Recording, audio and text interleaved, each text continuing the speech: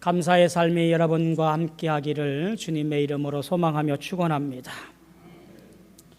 한 해 동안을 지내오면서 감사의 내용과 감사의 조건과 감사의 형편들이 얼마나 있었을까요?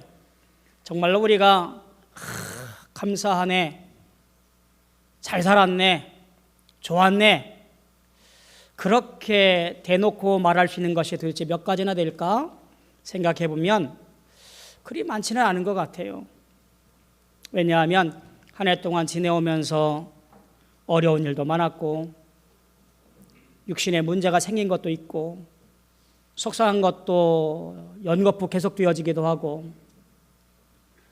그랬던 것이 우리 인생인데, 감사절 예배라고 해서 우리 감사합니다라고 말을 할 수 있다니 이게 무슨 말일까 싶은 의구심이 먼저 듭니다. 근데 이 한 주간 동안 추수감사라는 이 말을 곰곰이 생각하고 또 생각해 보니 그곳에 답이 있는 것 같아요. 추수감사, 즉 이 말은 거두어 들여서 창고에 쌓아 놓아서 감사하는 것이 아니라 추수할 수 있는 행위, 그것이 얼마가 되든, 그것이 양이 적든 말든 내가 오늘 내 힘을 들여서 거둬 들일 수 있는 것만으로도 감사한 것,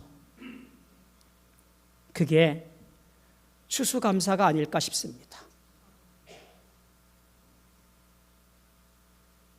오늘 내가 숨을 쉬고 있고 하나님의 은혜를 알고 믿음의 삶을 살아가며 오늘 내게 주어진 여건 가운데 하나님을 찬송하고 노래하고 주신 힘 가지고 땀을 흘려 오늘 양이 적든 말든 창고에 쌓을 수 있든 없든 그것을 거두어 들여 하나님께 영광 돌리고 찬송할 수 있고 예배할 수 있는 것, 이것이 감사한 것이고 이것이 복인 것이고 이것이 은혜라고 하는 거예요.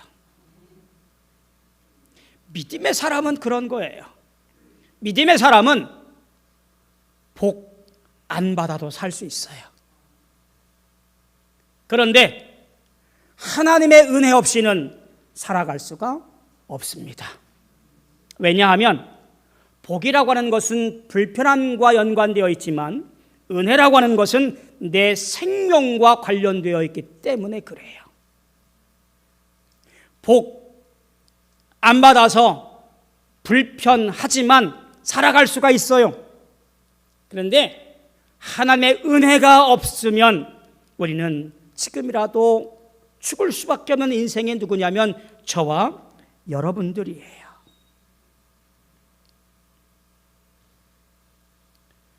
내 인생에 고난과 시련과 어려움이 있을 때 정작 우리가 구해야 할 것은 하나님, 내게 복 주세요.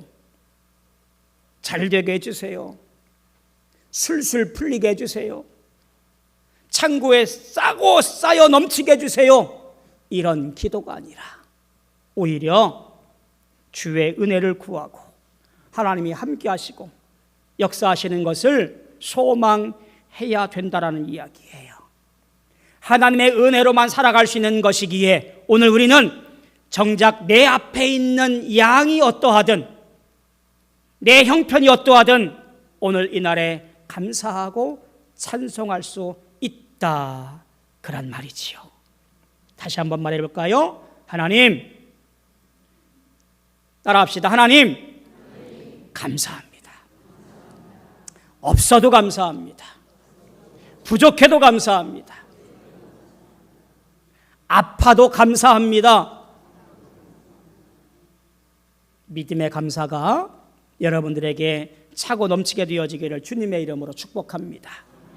추수감사의 처음을 생각해 보면 그 말이 타당하다고 보여져요. 추수감사의 시작은 이렇다고 하지요. 영국에서 일어난 종교개혁 지역과 청교도들의 이주 역사를 알아보는 것이 이 추수감사를 알아보는 첫 번째 발자취라고 보여집니다.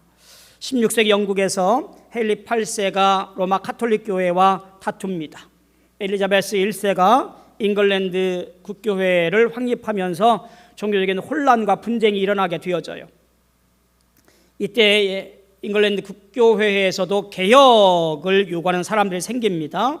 왜냐하면 영국 국교회가 세속화, 타협을 비판하면서 오직 성경에 기반한 순수한 신앙을 추구하자라고 이야기들을 하지요. 이들을 가리켜서 우리가 청교도, 필그림이라고 불렀습니다. 이들이 종교 박해를 겪으면서 신앙의 자유를 위해서 다른 나라로 이주를 하면서 영국을 떠나게 되어져요. 그 중에 하나가 1960년 9월 6일에 영국을 떠나는 무리들이 있었습니다. 102명의 사람이 배를 타고 떠나게 되어지는데, 메이플라워호라고 하는 배를 타고 60여일간의 긴 항해를 하게 되어져요. 그렇게 도착한 곳이 지금의 미국 땅, 매사추세츠 지역의 땅이라고 합니다. 그곳에 도착을 합니다. 그리고 11월 16일 플리머스라는 곳에 정착을 하게 되어져요. 근데 정착한 때가 언제냐면 11월 달이에요. 그해 추위와 배고픔과 그리고 여러 가지 지역의 병들 때문에 절반이 죽음을 맞이하게 되어집니다. 그렇게 견디고 그 다음 봄이 되었을 때에 그 지역에 있던 원주민 인디언들이 농사법을 가르쳐주고 같이 땅을 일구고 종자를 나눠줘서 농사를 시작합니다. 건건히 살아온 그들이 가을이 되어서 수확을 하게 되어져요. 농사도 모르는 사람들이 첫 수확거리가 얼마나 됐겠습니까? 그 거둬들인 것이 감사하고 그 거둬들인 것이 은혜여서 그들은 함께 모여 추수 감사 예배를 드린 거예요. 그게 첫 번째 추수 감사절이에요. 하나님의 은혜로 이곳에 정착을 하고 신앙을 통하여 열심을 다해 마음껏 찬송하고 예배하고 주님을 노래할 수 있으니 그것이 감사한 것이고, 이 땅에 남아서 우리가 먹거리를 해결할 수 있어서 감사합니다라고 감사의 노래를 부르게 된 거예요. 그렇게 기쁨으로 예배드리고 도움을 주었던 원주민 인디언들을 초청해서 3일 동안이나 함께 축제를 벌이게 되어진 거지요. 음식을 나누고 함께 노래하고 춤추면서 그 기간을 보냅니다. 그들이 갖고 있었던 것은 곡식류인데 이것을 가지고 파이를 만들고 등등을 하면서 음식을 제공하고 있고요. 원주민들은 영국인들이 몰랐던 생소한 조류, 이 칠면조를 가지고 와서 대접하면서 이제 미국 추수감사절에 아주 중요한 이제 대표 요리가 되었지요. 이런 속에서 함께 찬양하고 노래했던 것이 바로 추수감사절의 시작이었습니다. 많아서가 아니라, 넉넉해서가 아니라, 차고 넘쳐서가 아니라, 내가 오늘 거둬들일 수 있는 것이 감사하고, 내가 오늘 하나님을 노래할 수 있는 것이 감사하고, 내가 오늘 예배할 수 있는 것이 감사해서 드려지는 것, 그것이 바로 추수감사라는 이야기예요. 오늘 주 앞에 나온 여러분은 어떠한 마음으로 나와 계십니까? 작년에도 추수감사였고 올해도 추수감사니까 그저 매년 드리는 감사 예배 똑같지 뭐 라고 하십니까? 아니면 정말 내 안에 한 해 동안 여러 사정이 있었지만 오늘 이 시간까지 지켜주셔서 내가 하나님을 노래하고 찬송할 수 있어서 그것이 감사합니다라고 고백하는 자리인가요? 저는 후자가 되어지기를 축복합니다. 지금까지 해결 안 된 것이 있고 여전히 불편한 것이 있고 여전히 눈물 나는 일이 있다 할지라도 혹은 내 몸에 문제가 있어서 육신적으로 어려움을 당한다 할지라도 그저 주님의 은혜 안에 살아가는 것만으로도 감사한 우리 모두 되어지기를 소망합니다. 저는 찬양을 들을 때마다 마음이 뭉클해지는 찬양이 하나 있습니다. 그 찬양은요, 제목이 이렇습니다. 은혜 아니면 살아갈 수가 없네 라는 찬양이에요. 가사는 이렇습니다. 은혜 아니면 살아갈 수가 없네. 호흡마저도 다 주의 것이니 세상 평안과 위로 내게 없어도 예수, 오직 예수뿐이네. 크신 계획 다 볼 수도 없고 작은 고난에 지쳐도 주께 묶인 나의 모든 삶 버티고 견디게 하시네. 은혜 아니면 살아갈 수가 없네. 나의 모든 것 다 주께 맡기니 참된 평안과 위로 내게 주신 주 예수, 오직 예수뿐이네. 오늘 이 아침에 추수감사 예배를 보내고 있는 우리에게 고백하기를 주의 은혜로 살았으며 주의 은혜가 아니면 살아갈 수가 없고 앞으로도 주의 은혜로 살아가겠습니다라고 결단하는 놀라운 예배의 시간이 되어지기를 소망합니다. 왜요? 예배의 시작은 감사로 시작되어지기 때문에 그렇습니다. 오늘 시편 100편을 부제를 보면 감사의 시라고 붙어 있어요.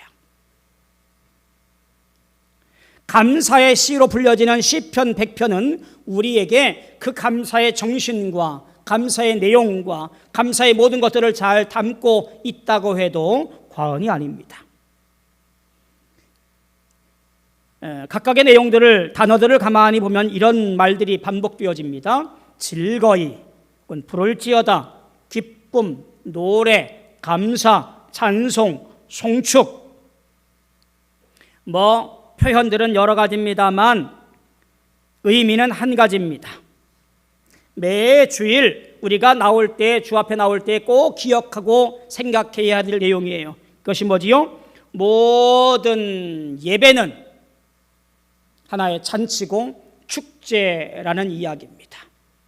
예배를 통하여 하늘나라의 감사와 찬송과 축제를 경험하고 또한 우리가 하나님 앞에 가 있을 때 여전히 이어가야 할 그 예배의 모습을 우리가 먼저 살피게 되어지는 거예요. 포로 생활을 통하여 고생하다가 다시 예루살렘으로 돌아오게 된 신앙 공동체가 있지요. 그들 중에 한 사람 느헤미야가 사람들에게 우는 것을 금하고 즐거워하라고 권면하면서 이렇게 말합니다. 여호와를 기뻐하는 것이 너희의 힘이라.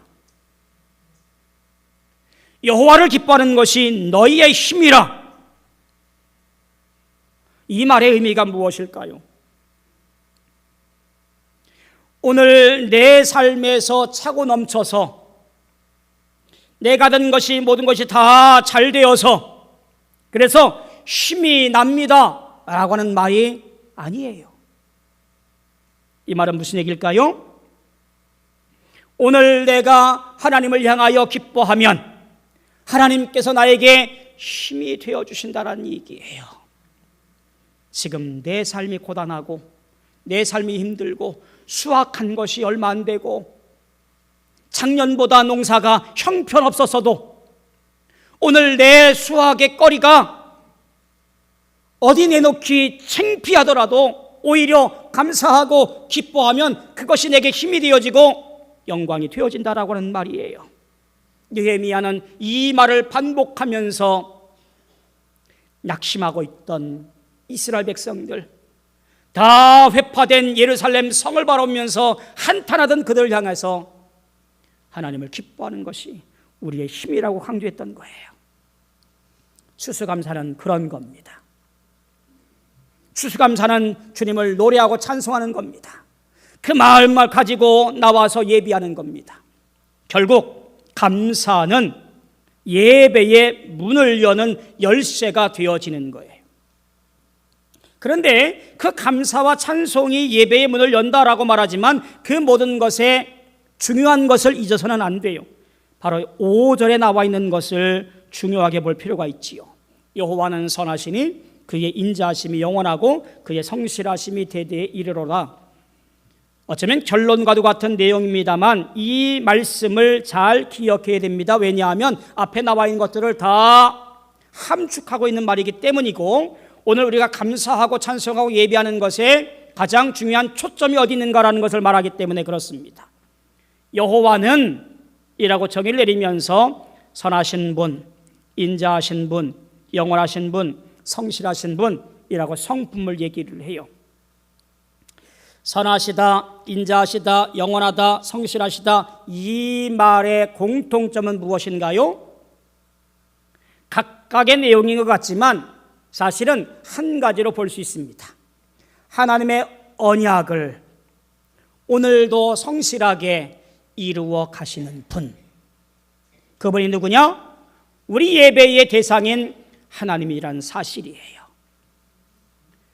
나를 택하시고 나를 불러주셔서 오늘도 인도하신 하나님께서 책임져 주심을 감사하고 노래하는 것, 그것이 감사로 드리는 예배라 그런 거지요. 그 모습이 어디 나와요? 3절에 보니까 이렇게 세세하게 설명합니다. 그는 우리를 지으시니요, 우리는 그의 것이니 그의 백성이요, 그의 기르시는 양이로다. 할렐루야. 주님을 노래해야 할 우리가 정작 잃어버린 것이 있다면 하나님이 누구이신가라는 것을 잃어버릴 때가 너무나 많습니다. 오늘 감사의 내용이 사람도 아니요, 체계도 아니요, 법도 아니요, 노력도 아닙니다. 감사로 드려지는 모든 예배와 찬송이 오직 한 분, 나와 언약을 맺으시고 책임져 주시겠다는 하나님께 향하여 예배드리는 것이고 감사하는 거지요. 결국 하나님을 분명히 알아 예배함으로 말미암아 영광 돌리는 겁니다. 그분이 나를 기르시고 나를 인도하시는 거지요. 따라서 억지로가 아니라 자원하여 기쁨으로 예배하는 거지요. 결국 감사함으로 주 앞에 나와 예배함으로 말미암아 우리의 모든 것들을 주께 돌리는 것이라고 보여집니다. 사랑하는 성도 여러분, 오늘 추수감사 주일입니다. 매년 다가오는 그저 무감각한 추수감사 예배가 아니라 오늘 우리가 고백하기를 나를 지으시고 나를 정하시고 부르시고 의롭다 불러주신 그 은혜에 감격하며 감사와 찬송으로 들려지는 믿음의 승리자가 되어지기를 소망하고요, 또한 그러한 몸과 마음가짐으로 예배를 드려서 하나님께 영광 돌릴 수 있는 저와 여러분들 다 되어지기를 주님의 이름으로 소망하며 축원합니다. 기도하겠습니다. 고마우신 아버지 하나님, 은혜를 감사합니다. 주님 홀로 영광 받아 주시옵소서. 우리가 주 앞에 나아올 때에 기쁨과 감사함으로 나아오게 도와주옵시고, 또한 그 표현으로 예배드릴 때에 진정한 마음으로, 차원하는 마음으로, 기쁨으로 예배하게 찬송하게 붙잡아 주시옵소서. 주님께서 함께할 줄 믿사옵고 예수님의 이름으로 간절히 기도하옵나이다. 아멘.